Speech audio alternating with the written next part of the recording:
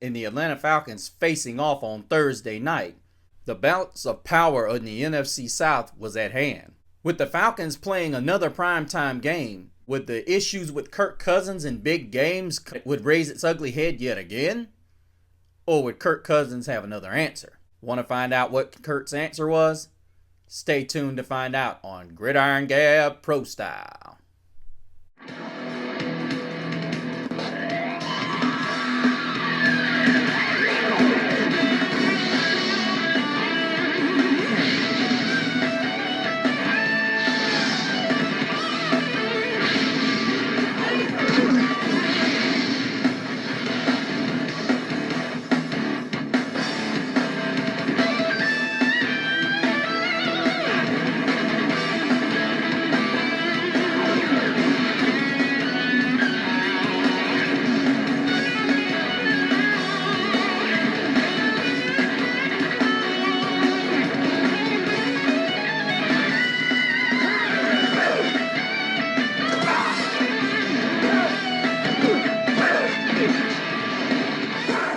Welcome back, all you gabbers.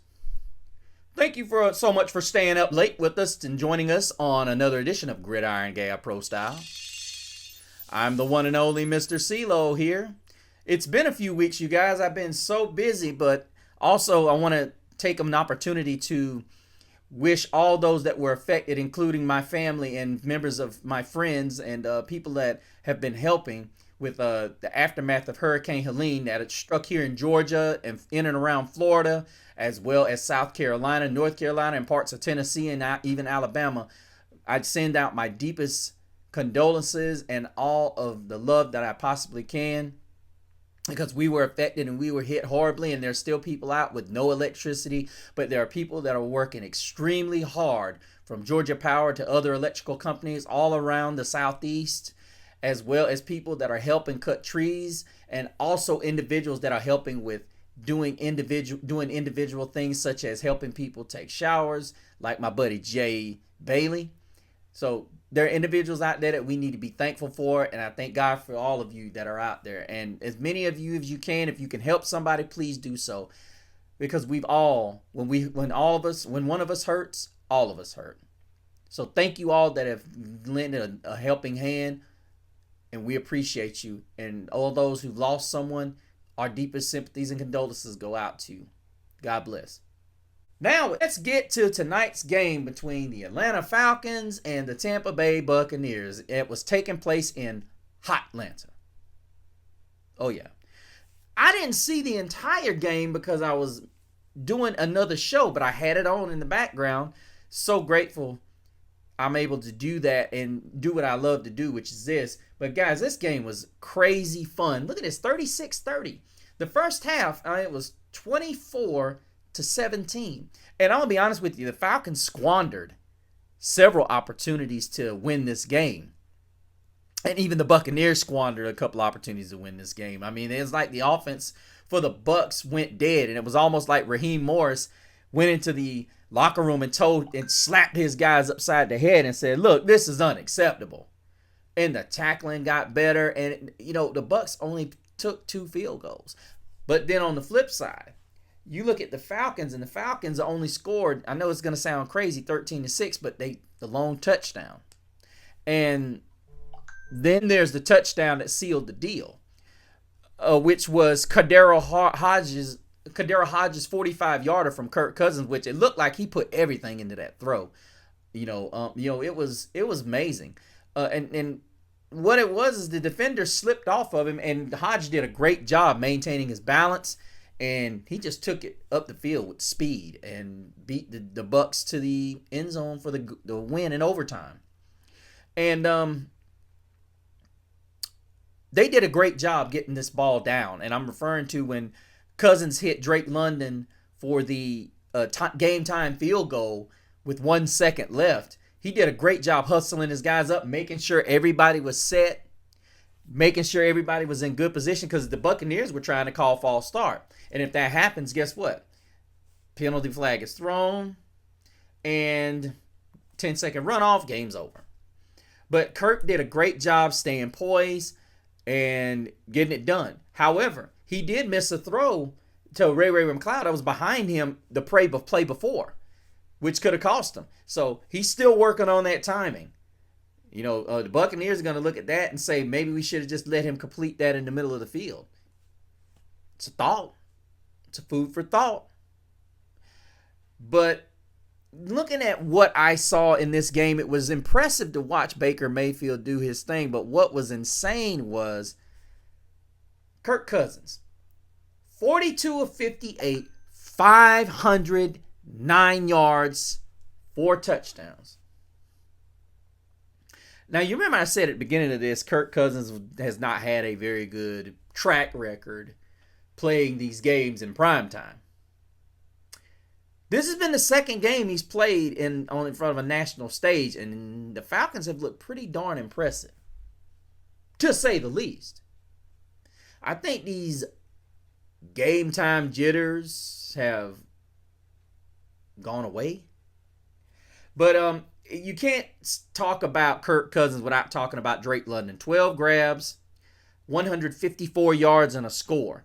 Really, I think what's happening is between these two guys and even Darnell Mooney, you can't mention Drake London without mentioning Darnell Mooney. He was very good.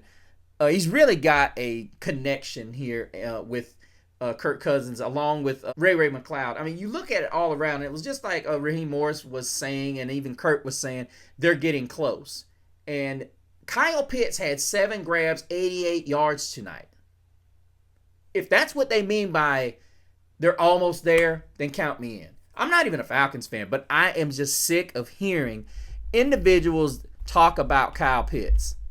It makes me sick because I said it. If I said this before I had my show. Anybody that knows me, I said when the Falcons drafted Kyle Pitts, he was going to go wasted. And any Falcon fan that disagrees with me, have at it. Here we are in his 4th year.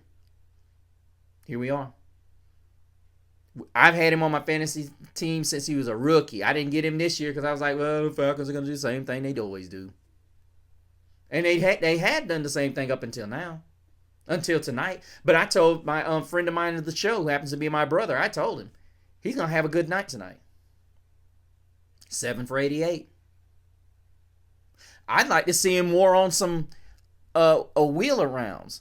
Give him the ball in the running game. I mean, look at that. Cousins, 58 throws. That's unacceptable. I get it. Tampa Bay's good against the run. But look, Bijan had 12 carries for 61 yards. Come on now. You got to run the ball more. Now, I get it. 42 of 58, 509. I get it.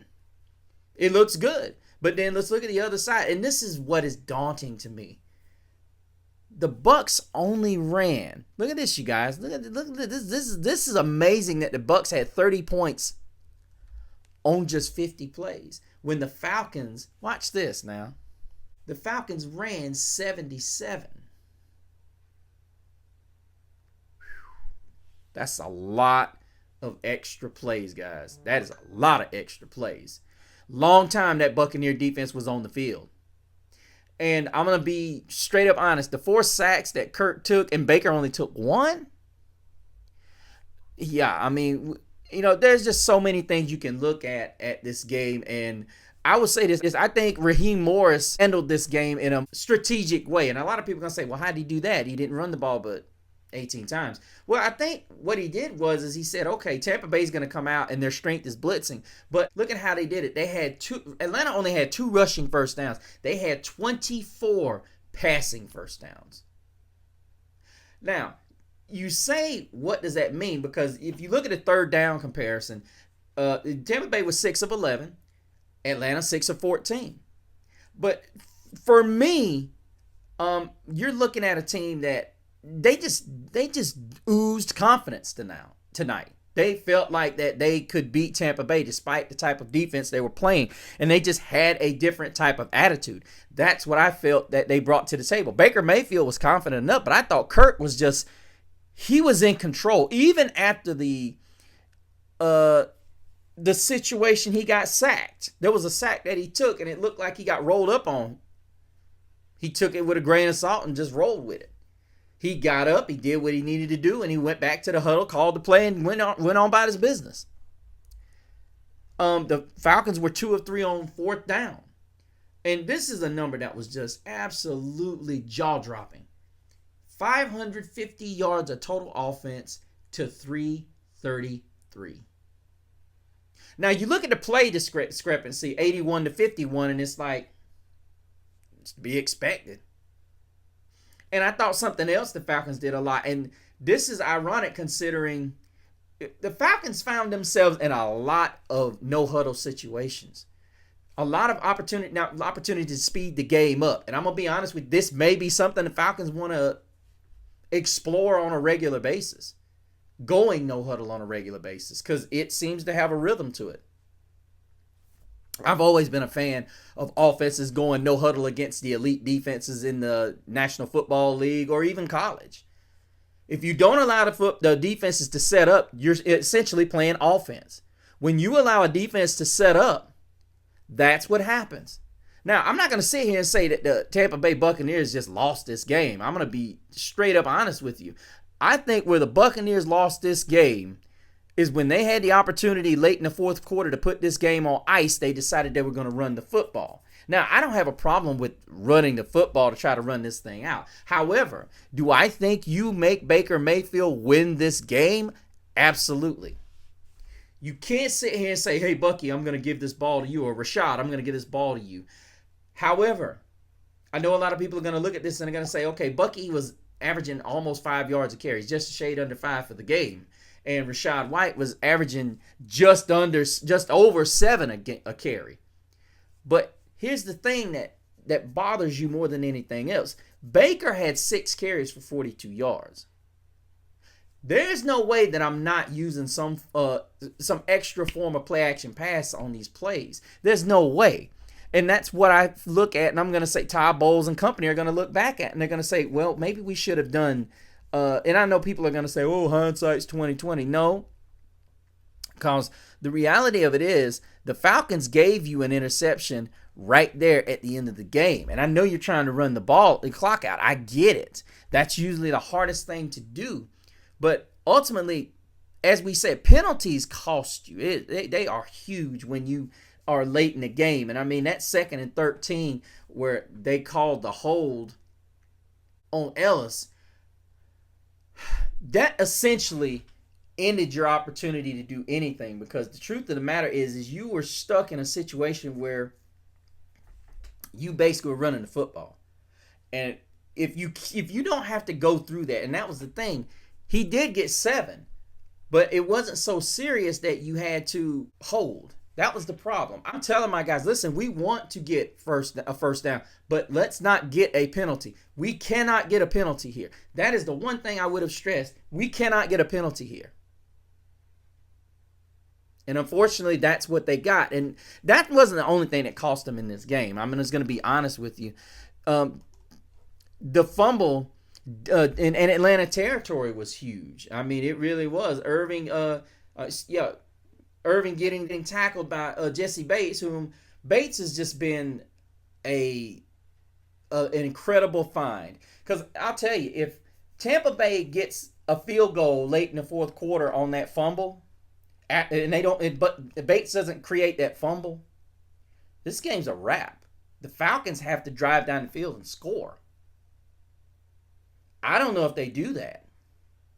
I really don't. So everybody's talking about Cousins, but we need to ultimately remember Bates is the one that ultimately kept this game in Atlanta's reach. So we can't forget that. We ultimately have to remember that Jesse Bates deserves his flowers, as he has been almost every single time there's a big play made on defense since he's come to Atlanta. I don't think there's any guy on this defense that's more important than Jesse Bates. He has been absolutely phenomenal. He was a steal, and I guarantee you Cincinnati wishes they still had this guy. I guarantee they still wish they had this guy. But the Falcons go to 3-2, even up the NFC South, as the Buccaneers and the Atlanta Falcons are now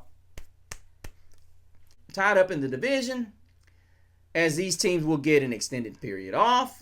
Once again, I look at this team and I say to myself, the Buccaneers somewhat gave this game away. Jesse Bates made a heck of a play. That's what great players do. They do what they do, and that's what they do. And they make game-breaking plays. Kirk Cousins looking like a guy that is total opposite of what he was in Minnesota. He's looking at these big games and he's continuously showing up. In the words of Stephen A. Smith, he's showing up. He's playing big time. And it's looking more and more that he's getting more and more comfortable. I remember Herb Street was mentioning it on the game telecast tonight. He's getting more comfortable planting that Achilles plant foot. And if he starts doing that, you're going to start seeing more balls get ripped. And that is huge when you're talking about velocity on a football. But Falcons 36, Buccaneers 30. Guys, please hit me up in the comments, especially if you are going to comment. Make sure you let me know who you are so we can go ahead and we can hit you up and gab you out. Also go to my Instagram and hit me up at Mr. CeeLo. Make sure you go to the Facebook page of the same name, Gridiron Gab Pro Style. Like and subscribe if you like the show. Make sure you turn all notifications on so you can make sure you get the content when it comes out.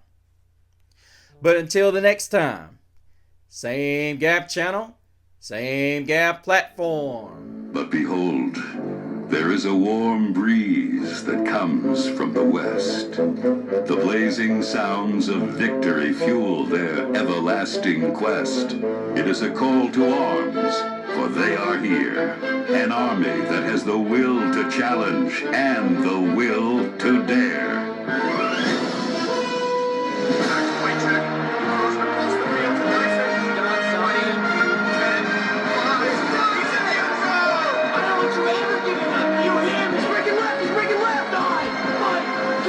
Whatever it takes to get him out of it, so...